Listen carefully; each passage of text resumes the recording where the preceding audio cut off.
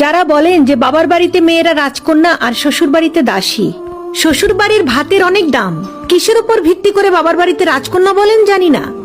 এতটুকু বলি, আপনার অভিজ্ঞতা স্বল্প, এখনো বাস্তবতা দেখেননি, এই জন্য বাবার বাড়িটা আপনার কাছে রাজপ্রাসাদ। অল্প বয়সে বিয়ে না হয়ে 30 বছর পর্যন্ত অবিবাহিত হয়ে ঘরে থাকেন, দেখেন ভাতের নলা গলা দিয়ে নামে কিনা।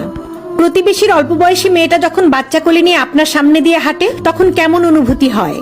আপনার জন্মদাত্রী কিভাবে আপনাকে কলিজা ছেঁড়া আঘাত করা খোঁটা দেয় বয়স বেশি হয়ে যাওয়ায়? কোনোদিন প্রতিবেশীর সেই খোঁটা শুনেছেন?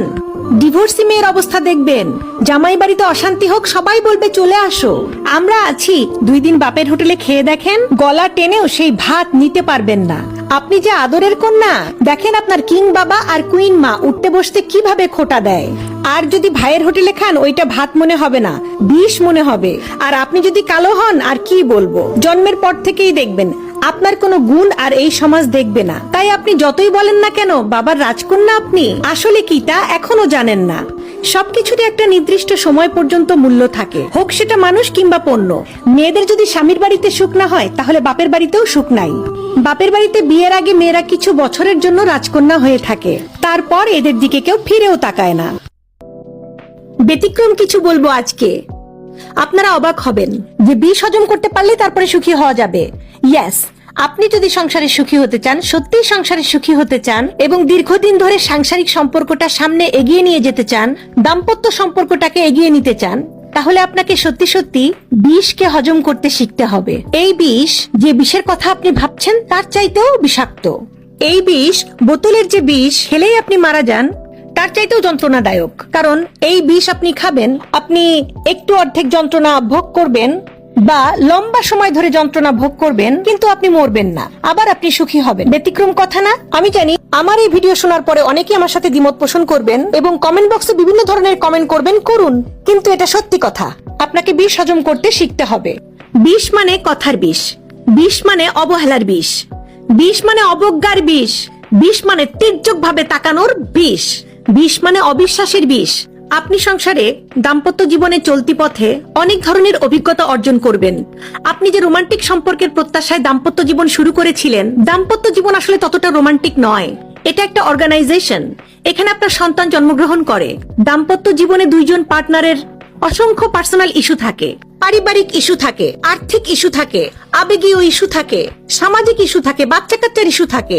এত ইস্যু যেখানে হ্যান্ডেল করতে হয়, সেখানে রোমান্টিকতা আস্তে আস্তে কমতে থাকে, কমতে কমতে কমতে কমতে তলানিতে ঠেকে। একসময় দুজনের মধ্যে যে একটা রোমান্টিক সম্পর্ক ছিল, সেই সম্পর্কটার কথা ভুলে যায় মানুষ। তখন যখন 2 জন রিকশায় ওঠে, তখন একজন তাকায় উত্তর দিকে আর একজন তাকায় দক্ষিণ দিকে। এই জন্য একজন বলেছিল যে রিকশায় যদি একজন নরনারী যায়, তাহলে তাকে দেখে সে একদম উনি বলে দিতে পারে যে এরা কি প্রেমিক প্রেমিকা নাকি স্বামী স্ত্রী।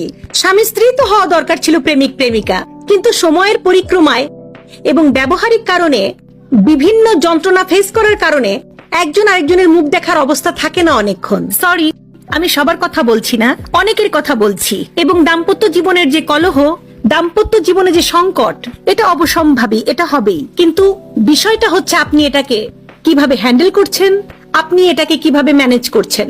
আসলে আপনি আদৌ এটাকে ম্যানেজ করতে চাচ্ছেন কিনা। যদি ম্যানেজ করতে চান, তাহলে ওই যে বলেছি যে সব কুটু কথা আপনি মনে রাখবেন না, অনেক কিছু আপনি দেখবেন, দেখে আপনি চোখ দিয়ে বুকের মধ্যে ঢুকিয়ে ফেলবেন, বিষটাকে হজম করে ফেলবেন। অনেক কথা শুনে আপনি ভেতরে নিয়ে নিবেন, রিপ্লাই দিবেন না। অনেক কষ্ট আপনি বুকের প্রকষ্টে জমা করে রাখবেন। সবসময় যে কষ্টগুলো, কথাগুলো তীব্র তা নয়, অবহেলাগুলো তীব্র তা নয়, কিন্তু ছোট ছোট অবহেলা লম্বা সময় ধরে তীব্রতার জন্ম দিতে পারে। ছোট ছোট ঘৃণা লম্বা সময় ধরে বিরাট এক ঘৃণায় পরিণত হতে পারে। আপনি যদি বিষকে হজম করতে শেখেন, সুবিধাটা কি? সুবিধাটা হচ্ছে যে আপনার মন মেনে নিল আপনি সংসার করবেন, আপনি সামনে যাবেন। যদি ভালোবাসার ঘাটতি থাকে, দুজনের মধ্যে যদি দূরত্ব তৈরিও হয়ে যায়, একজন যদি আরেকজনের দিকে ভালোবাসার দৃষ্টিতে নাও তাকায়, তবুও সংসার করে যেতে হবে বাচ্চাদের কারণে, সংসারটাকে টেনে নিতে হবে এবং বিষকে হজম করে ফেললে আপনি আবার ভালোবাসতে পারবেন। আর বিষকে যদি হজম করতে না পারেন, গায়ে মেখে রাখেন, মনের মধ্যে রাখেন, তাহলে আপনি ভালোবাসার পুনর্মিলন ঘটাতে পারবেন না। আর সংসারে যদি ভালোবাসা না থাকে, একটা আন্ডারস্ট্যান্ডিং না থাকে, সংসারে যদি একটা দূরত্বের সম্পর্ক সারাক্ষণ চলতে থাকে, তাহলে আপনি সামনে যেতে পারবেন না। দূরত্বটাকে আপনি গিলে ফেলুন এবং বিষকে হজম করে ফেলুন। হয়তো কথাগুলো দাম্ভিক মনে হবে, হয়তো কথাগুলো আপনাদের কারো কারো কাছে কেমন শোনাবে, কিন্তু প্র্যাকটিস করে দেখুন, না হলে সংসারে এমন সময় আসবে যে মনে হবে যে না, আর দুজন একসাথে পারা যাচ্ছে না। আপনার ছেলে মেয়ে বড় হয়ে গেছে, আপনি যাবেন কোথায়? দুজন তখন আলাদা হয়ে গেলেন, অথচ আপনার যে জীবন চলছিল, যদি বিষ হজম করে থাকতে পারতেন তো ওই জীবন অনেক সুন্দর ছিল। আলাদা হয়ে যে জীবন হবে সে জীবন অনেক মর্মান্তিক। আমি অনেক ডিভোর্স কাপল দেখেছি। এত সহজ না লাইফ ম্যানেজ করা, বরঞ্চ নিজেকে ম্যানেজ করার প্রতি যদি আপনি মনোযোগ দেন, নিজে যদি অনেক কিছু ইগনোর করতে পারেন, করে একটা শান্তিপূর্ণ সহ অবস্থান বজায় রাখতে পারেন, সেটাই শান্তি। আলটিমেটলি কে বলেছে যে দাম্পত্য জীবন সবসময় রোমান্টিক? এটা সম্ভব নয়। কালে ভদ্রে দুই একজনের হয়তো হয়েছে, বা যখন সোশ্যাল মিডিয়ায় ক্যামেরার সামনে পোজ দিচ্ছে তখন সাংঘাতিক ভাবে পোজ দিচ্ছে, ক্যামেরার সামনে পোজ দিয়ে এসে পিছনে এসে মারামারি করছে। তবে সোশ্যাল মিডিয়ার সুখ দেখে আবার মনে করবেন না যে সবাই খুব সুখে আছে। তবে হ্যাঁ, আপনাকে সুখী হতে হবে এবং তার জন্য বিষ হজম করার পদ্ধতি আপনাকে অবলম্বন করতেই হবে। এই পদ্ধতি আপনাকে শিখে ফেলতেই হবে, আর তা যদি আপনি না পারেন তাহলে আপনি অসুখী হবেন। এই দায়ভার কার? এই দায়ভার আপনার। হ্যালো বন্ধুরা, আসসালামু আলাইকুম। মন মেজাজ কিন্তু খুব খারাপ আছে।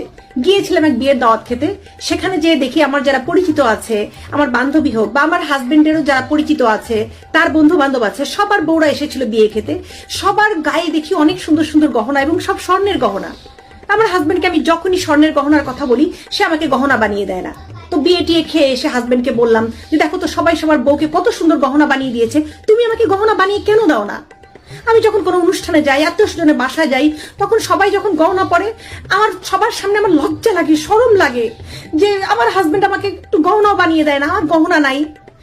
তখন হাজবেন্ড আমাকে বলতেছে যে আমি তো চাই যে তুমি কোনো অনুষ্ঠানে গেলে, কোথাও গেলে লজ্জা পাও, শরম পাও, মানুষের কাছে ছোট হও। আমি বললাম কেন, আমি কি করেছি? তুমি কেন চাও যে তোমার বউ সবার সামনে ছোট হোক, লজ্জা পাক, শরম পাক?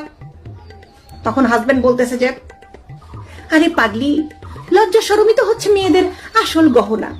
শুধু শুধু ভরি ভরি গহনা দিয়ে লাভ আছে যদি লজ্জা শরমই না থাকে? আমার বউয়ের কত লজ্জা শরম, সে আমাকে নিয়ে গর্ববোধ করে, কারণ আমাকে কোনোদিনও তাকে সোনার গহনা দিতে হবে না, কারণ আমার অনেক লজ্জা শরম। কি করা উচিত এই ধরনের হাজবেন্ডকে বলো তো বান্ধবীরা, বন্ধুরা? এই ধরনের যুক্তি কারা দেখায়? কারা